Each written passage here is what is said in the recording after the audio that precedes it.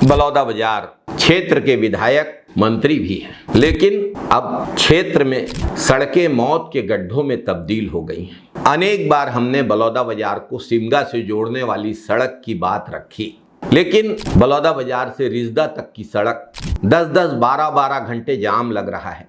रिजदा क्षेत्र का महत्वपूर्ण और बड़ा गांव, सड़क के गड्ढों में ट्रक फंसे हैं, लंबा जाम लगा है, ट्रकों की लाइनें हैं, ड्राइवर भूखे प्यासे सड़क पर खड़े हैं। रिजदा के गांव वालों का बलौदाबाजार से संपर्क टूट गया है और कोई जिम्मेदार व्यवस्था नहीं। जिम्मेदारी नदारत, सड़क भी नदारत, जिम्मेदारी भी नदारत। ये कोई सुनसान सड़क नहीं है। इस रास्ते से रोज Shree Cement, Nuvoco Cement, UltraTech Cement से जुड़े सैकड़ों भारी वाहन गुजरते हैं, आम लोग गुजरते हैं, बच्चे स्कूल जाते हैं, माता बहनें बलौदाबाजार के बाजार जाती हैं, गांव वाले गुजरते हैं, खाद लाते हैं इस सड़क से। और ये उस विधानसभा क्षेत्र की सड़क है जहां के विधायक राज्य सरकार में कैबिनेट मंत्री हैं। अगर बलौदाबाजार से विधायक जी और मंत्री जी के गांव जाना है तो इसी सड़क से गुजरना होगा। मंत्री जी इस रास्ते से कई बार गुजरते हैं, उनको ये गड्ढे नहीं दिखाई देते क्या? या फिर जनता इंतजार करे सड़क की हालत देखने के लिए वीआईपी काफिले का? असली आवाज के माध्यम से हमने कई बार भाजपा सरकार को आगाह किया, आईना दिखाया। बलौदाबाजार रायपुर रोड से बलौदाबाजार भाटापारा रोड को जोड़ने वाले बाईपास की हालत बहुत खराब, सड़क लगातार दुर्घटनाओं को आमंत्रित कर रही है।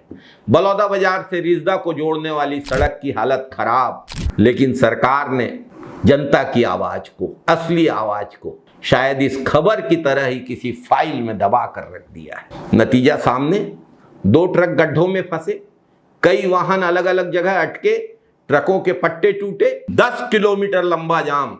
सड़क पर पहले भी दुर्घटनाएं हुई हैं, कई लोगों की जान जा चुकी है। कितनी जाने और जाने पर यह सरकार जागेगी? 9-10 साल हो गए हैं बाईपास बने, सालों से मरम्मत के नाम पर पैच वर्क होता रहा है, लेकिन आज बाईपास की सड़क गड्ढों में बदल चुकी है। क्या भाजपा सरकार का विकास मॉडल यही है? और ऊपर से बड़े चमकते दावे और जमीन पर गड्ढों में फंसी जनता। सबसे शर्मनाक बात, जिस बाईपास से जिला मुख्यालय के आला अधिकारियों के कार्यालय सिर्फ 4 किलोमीटर दूर हैं, वहां 10 से 12 घंटे तक ट्रैफिक जाम, लोग फंसे हुए हैं और कोई जिम्मेदार व्यक्ति मौके पर नहीं पहुंचा। गलती अधिकारियों की भी नहीं है। जब स्थानीय विधायक जो मंत्री भी हैं, उनको जनता के दुख दर्द से कोई लेना देना नहीं है, उनकी कोई सक्रियता नहीं है, तो बेचारे अधिकारी ही क्या करेंगे? मंत्री जी, इस सड़क की दुर्दशा बलौदाबाजार विधानसभा क्षेत्र की पहचान बन गई है। तिल्दा के सड़कों की जाम की तरह और तिल्दा में बाईपास बनने की जरूरत जैसी ही जरूरत है कि इस बाईपास को ठीक से बनाया जाए। और अगर ये सब नहीं हो सकता, बलौदाबाजार सिमगा रोड नहीं बन सकती, तिल्दा में बाईपास नहीं बन सकता, बलौदाबाजार के बाईपास की स्थिति नहीं सुधर सकती, बलौदाबाजार रिजदा रोड नहीं बन सकती, तो फिर विकास के दावे करने का कोई अर्थ नहीं है।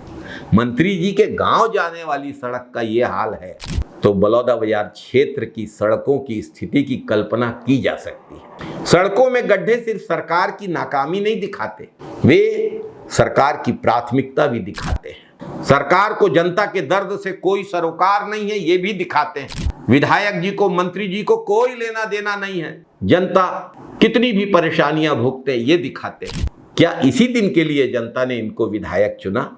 क्या इसी दिन के लिए जनता ने भाजपा की सरकार बनाई? और जिस तरीके से जनता को नजरअंदाज किया जा रहा है, जनता की तकलीफों को नजरअंदाज किया जा रहा है, ऐसा लगता है कि विधायक जी और मंत्री जी जनता के वोटों से नहीं जीते हैं। उनको तो फिर से ईवीएम का भरोसा है, चुनाव आयोग पर भरोसा है, केचुआ का भरोसा है, जनता पर भरोसा नहीं है। इसलिए जनता से कोई सरोकार भी नहीं है। इस बार केचुआ काम नहीं आएगा, ईवीएम भी धरी की धरी रह जाएगी। जनता के सब्र की परीक्षा लेना बंद करे भाजपा की सरकार। जय छत्तीसगढ़, जय जय छत्तीसगढ़, जय हिंद साथियों, वंदे मातरम साथियों।